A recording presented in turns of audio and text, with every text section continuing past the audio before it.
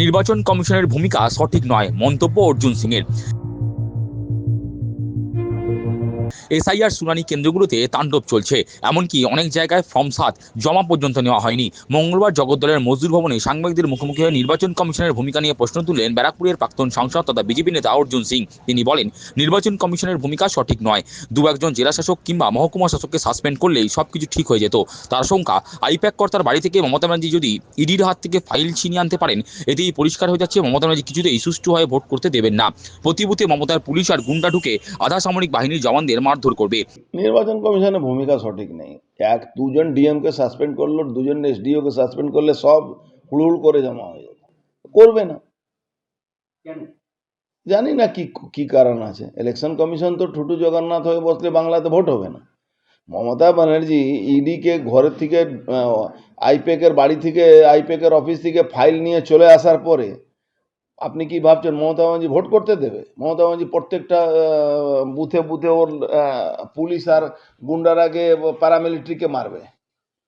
তো যদি election commission বাংলায় সুষ্ঠু ভোট করাতে চায়, তাহলে ইমিডিয়েট এই ইস্যুতে যে ডিএম, যে এসপি, যে পুলিশ অফিসারের সামনে এই ঘটনাগুলো ঘটেছে তাকে সাসপেন্ড করা উচিত। এদিন তিনি আরো বলেন, এসআইআর ইস্যুতে মমতা ব্যানার্জি বাংলায় আগুন জ্বালাচ্ছেন। অভিষেক ব্যানার্জি সরাসরি নির্দেশ দিয়েছেন ফর্ম ৭ জমা করতে আসলে রবীন্দ্রসঙ্গীতের সঙ্গে ডিজে বাজাতে। তার বক্তব্য, কিছু সংখ্যক জিহাদি অভিষেক ব্যানার্জির কথায় নাচানাচি করছে, কিন্তু বিজেপি ক্ষমতা এলে জিহাদিদের বাংলাদেশ কিংবা পাকিস্তানে পালাতে হবে। তখন ব্যানার্জি পরিবার এদেরকে ছেড়ে আমেরিকা পালাবে। হবে না। মমতা ব্যানার্জি এই এসআইআর কে ইস্যু করে যেভাবে মমতা ব্যানার্জি বাংলায় আগুন জ্বালাচ্ছে, আপনি দেখেছেন অভিষেক ব্যানার্জি সরাসরি বলছে ডিজে বাজাতে হবে।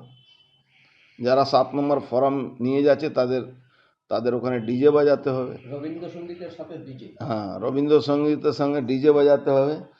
তো ডিজে উনি শুধু বাজাতে পারেন এরকম কোনো ব্যাপার নেই, কিন্তু কিছু গাধা ওই জেহাদিরা আছে, তারা ওর কথা নাচানাচি করছে।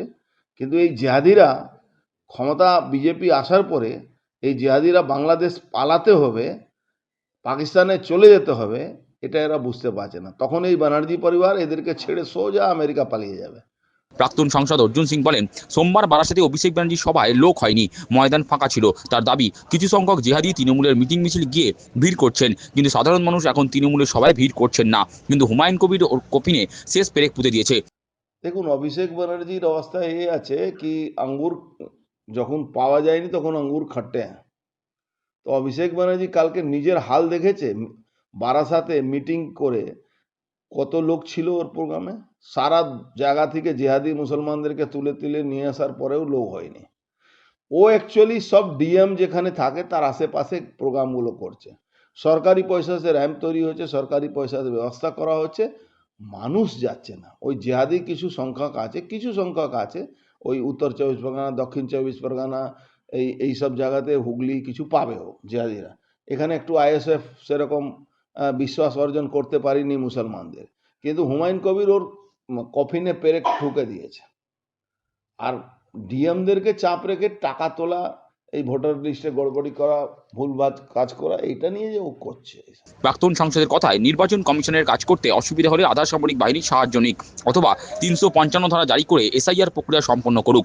আসলে এরা জোড়াতাপ্পি দিয়ে কাজ করতে চাইছে, কিন্তু বাংলায় জোড়াতাপ্পি দিয়ে কাজ করা সম্ভব নয়। তার দাবি, তৃণমূলকে ঝেঁটিয়ে বিদায় করলেই বাংলা থেকে যাবে, অন্যথায় তৃণমূলকে বাংলা থেকে হটানো খুব কঠিন।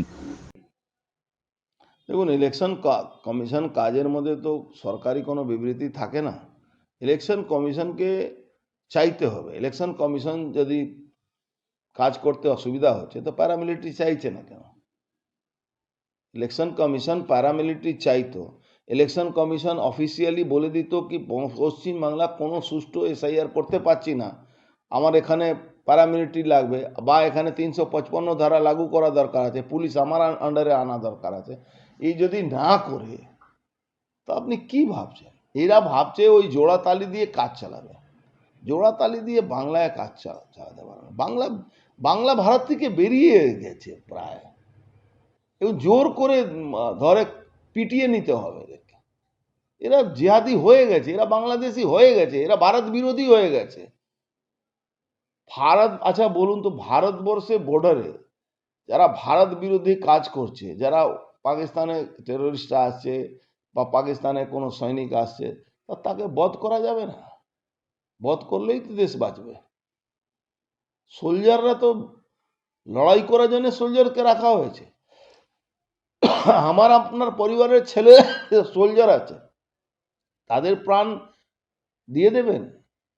তাদের হাত বেঁধে রাখবেন, না মারবার অর্ডার দেবেন যে ভাই আমার দেশের দিকে চোখ কেউ উঁচু করবে তাকে তার চোখ কেড়ে নেওয়া হবে? বাংলার সেই জায়গায় পৌঁছে গেছে। বাংলা আর ভারতবর্ষের হাতে নেই। বাংলাকে গণতান্ত্রিক পদ্ধতিতে আপনি ভাববেন কি এই তৃণমূল চলে যা, এই বললে তৃণমূল যাবে না।